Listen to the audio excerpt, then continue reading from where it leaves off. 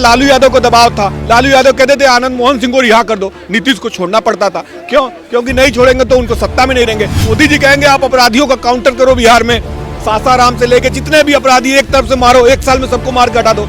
Alliance का उन्होंने ही नींव रखी थी, उन्होंने मीटिंगें करी थी, प्रधानमंत्री पद के दावेदार माने जा रहे थे वे। हाँ, लेकिन आप ये सोचिए कि राहुल गांधी ने उनको माना नहीं नेता ना। उनके अंदर भी पीड़ा थी कि जिस लालू के साथ मैंने बीजेपी को छोड़ा, अपनी बीजेपी को, उन्होंने मेरा साथ नहीं दिया। लालू ने कहा नहीं राहुल जी अच्छे नेता हैं। 9 बार से मुख्यमंत्री तो है ना नीतीश कुमार, कितना डेवलपमेंट किया है उन्होंने? नहीं, उनके जो लोग थे वो करने नहीं दे रहे हैं ना। आपका सीएम ही बनना था तो बीजेपी में क्या गलत था, वही रहते। आज फिर घर वापस हो गई। लेकिन बीजेपी वालों को चेतावनी देता हूँ मैं, इन पे विश्वास कभी मत करना, भविष्य में एक विश्वास करने के लायक नहीं है। बिहार के नाम पे, बिहार के जाति के नाम पे, यादवों के नाम पे 15 साल सत्ता में रहे, 40 साल से राजनीति में। क्या इन्होंने बिहार के लोगों से जमीन लेके नौकरी नहीं दी है? तो भाजपा ने ये क्या किया था कि छत का दरवाजा उन्होंने खुला रखा था ना नीतीश कुमार के लिए, कुंडी लगाना भूल गए थे वो।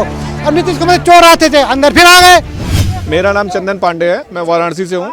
ऐसा है कि बिहार में जो नीतीश कुमार ने किया है उससे कहीं न कहीं कार्यकर्ता, जो एक लॉयल कार्यकर्ता होता है भारतीय जनता पार्टी का, वो आहत तो है, ये बात तो है। क्योंकि उन्होंने ऐसे विगत दिनों में उन्होंने तेजी से बदला, पहले आरजेडी के साथ गए, उसके पहले बीजेपी के साथ थे, फिर अब। लेकिन कहीं न कहीं नीतीश कुमार भी घुटन में थे, उनके ऊपर अनायास दबाव बनाया जा रहा था लालू तेजस्वी की तरफ से कि आप इनको जल्दी से चीफ मिनिस्टर बनाइए या कोई ऐसी जगह, ऐसी योजना बनाइए जिससे पार्टी को ज्यादा रेवेन्यू मिले, ज्यादा पैसा मिले। नीतीश कुमार की ऐसी छवि नहीं है। नीतीश कुमार है तो ईमानदार, लेकिन गलत लोगों के संगत में थे। अब ईमानदार है नीतीश कुमार, ईमानदार है, लेकिन उनकी जो एक पॉलिटिक्स में जो एक सत्ता में बने रहने की है, मैं उससे इनकार नहीं करता, वो उनके अंदर है, वो हर नेता के अंदर होती है। लेकिन अलायंस का उन्होंने ही नींव रखी थी, उन्होंने मीटिंगें करी थी, प्रधानमंत्री पद के दावेदार माने जा रहे थे वे। हाँ, लेकिन आप ये सोचिए कि राहुल गांधी ने उनको माना नहीं नेता ना। नीतीश कुमार तो अपना दावा रखे, लेकिन राहुल गांधी, लालू यादव ने विरोध कर दिया। तो एक उनके अंदर भी पीड़ा थी कि जिस लालू के साथ मैंने बीजेपी को छोड़ा, अपनी बीजेपी को, उन्होंने मेरा साथ नहीं दिया। लालू ने कहा नहीं राहुल जी अच्छे नेता हैं, तो वो भी एक उनके अंदर दर्द था। प्लस राहुल जी ने भी उनको संयोजक नहीं माना। दूसरा ये कि अनर्गल दबाव बनाना, जो बिहार में जो नीतीश कुमार पे लगातार दबाव था आरजेडी की तरफ से, तेजस्वी की तरफ से, लालू की तरफ से, कि आप ऐसे यहाँ से पैसे उगाइए, यहाँ से ये योजना बनाइए, पैसा है, किसी तरह पैसा है, पैसा पैसा पैसा, कितना सारा पैसा चाहिए आरजेडी को। तो नीतीश कुमार व्यथित थे कि हम तो अपने बच्चों के लिए कुछ किए नहीं, कुछ नहीं, हम इनके लिए क्यों करने जाए, चोरी करने जाए। तो अंततः आए वो। दूसरा ये कि कार्यकर्ताओं में नाराजगी है, मैं उसका सम्मान करता हूं, लेकिन सबसे बड़ा सवाल है कि बिहार में विकास कैसे होगा। बीजेपी विकास तभी कर पाएगी जब सत्ता में आएगी, नीतीश कुमार तभी विकास कर पाएंगे जब सत्ता रहेगी। सत्ता आएगी दोनों के गठबंधन से। तो अब जब गठबंधन हुआ है तो विपक्ष को चोट लग रही है। यही नीतीश कुमार जब विपक्ष के खेमे में गए तो सबने वाहवाही किया, नीतीश बड़े अच्छे हैं, नीतीश बड़े बढ़िया हैं, नीतीश बहुत अच्छे हैं। अब उन्हें लालू यादव की बेटी कह रही कूड़ा, नीतीश कूड़ा है, कूड़ेदान में जाके मिल गए। तो अपना स्वार्थ जब तक सिद्ध होता है, लोग उसको मानते हैं, प्यार करते हैं। अब नीतीश कुमार जब बीजेपी के साथ है तो उनको लोग गाली दे रहे हैं। लेकिन राजनीति में अगर आपको डेवलपमेंट करना है, राजनीति में सिद्धांत भी है कि अगर आपको विकास करना है, आपको काम करना है, तो आपको सत्ता में आना पड़ेगा, आपको मुख्यमंत्री बनना पड़ेगा, प्रधानमंत्री। पिछले 9 बार से मुख्यमंत्री तो है ना नीतीश कुमार, कितना डेवलपमेंट किया है उन्होंने? नहीं, उनके जो लोग थे वो करने नहीं दे रहे हैं ना। आप ये देखिए, जिस टीम का जो हिस्सा होता है, जो भी नेता, उस टीम की बात माननी पड़ती है उसको। तो वो अभी आरजेडी के साथ थे, तो आरजेडी को डिनाई नहीं कर सकते, वो कोई नहीं कर पाएगा। अभी बीजेपी के साथ आए तो ऐसा नहीं कि बीजेपी को किनारे पे करके वो काम कर लेंगे, ये भी नहीं है। बीजेपी की सुननी पड़ेगी, उनको बीजेपी का मानना पड़ेगा। जनता का क्या हित है इस राजनीतिक रंजिश में? का ये हित है कि जनता नाराज है, जनता दुखी है, आहत है बीजेपी से, नीतीश कुमार से। लेकिन अब इनके पास एक लास्ट मौका भी है, लोकसभा का चुनाव होना है, उसके बाद 1 साल बाद बिहार असेंबली का चुनाव होगा।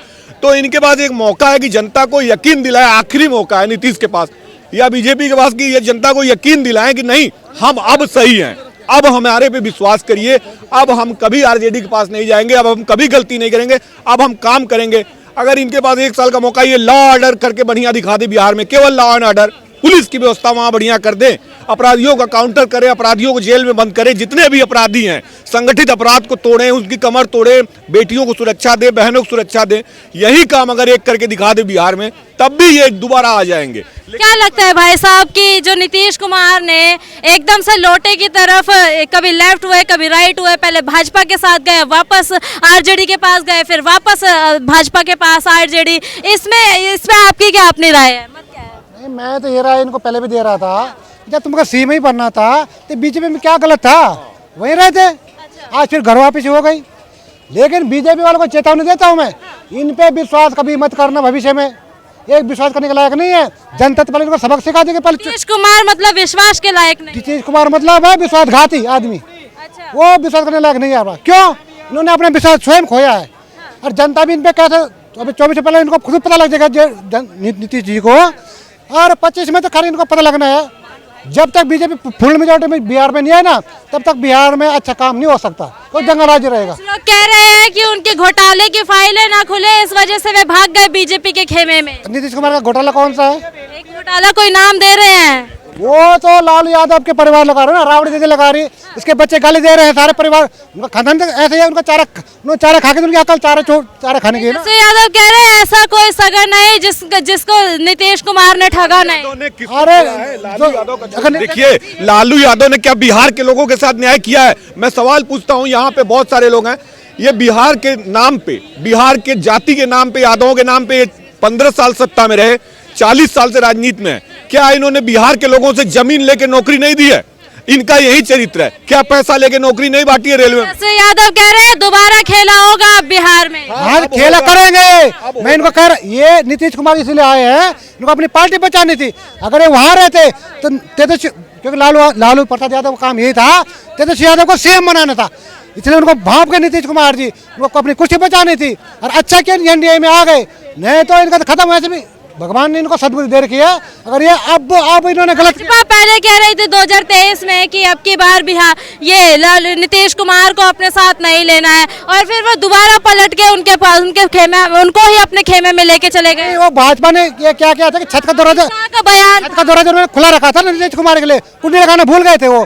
अब नीतीश कुमार चोर आते थे अंदर, फिर आ गए, अब खुद आ गए। ठीक है, कोई बात नहीं, बीजेपी तो इसमें कोई नुकसान भी नहीं है, ठीक है ना। नुकसान तो नीतीश कुमार को होना है। अगर वो गलत करेंगे, सही नहीं चलेंगे, अब इनका लास्ट चांस है, और भविष्य में कभी नहीं आएंगे वो। आप एक बात को समझिए, नीतीश भले ही मुख्यमंत्री है, लेकिन भाजपा की परिपाटी दूसरी है। भाजपा जितने भी मुख्यमंत्री होते हैं उसमें केंद्र सरकार की दखल होती है। भाजपा की नरेंद्र मोदी का, अमित शाह का, जेपी नड्डा का, तमाम नेता डिस्कस करते हैं, उसके बाद ही नीतीश को योजना बना पाएंगे। अगर नीतीश को यह कहा जाएगा कि यार एक तरफ से अपराधियों को सफाया शुरू करिए बिहार में, तो नीतीश को करना पड़ेगा। अभी इसके पहले क्या था, लालू यादव को दबाव था, लालू यादव कहते थे आनंद मोहन सिंह को रिहा कर दो, नीतीश को छोड़ना पड़ता था। क्यों? क्योंकि नहीं छोड़ेंगे तो उनको सत्ता में नहीं रहेंगे। अब मोदी जी कहेंगे आप अपराधियों का काउंटर करो बिहार में, सासाराम से लेके जितने भी अपराधी एक तरफ से मारो, एक साल में सबको मार के हटा दो, तो अब बिहार में कुछ तो लाभ होगा।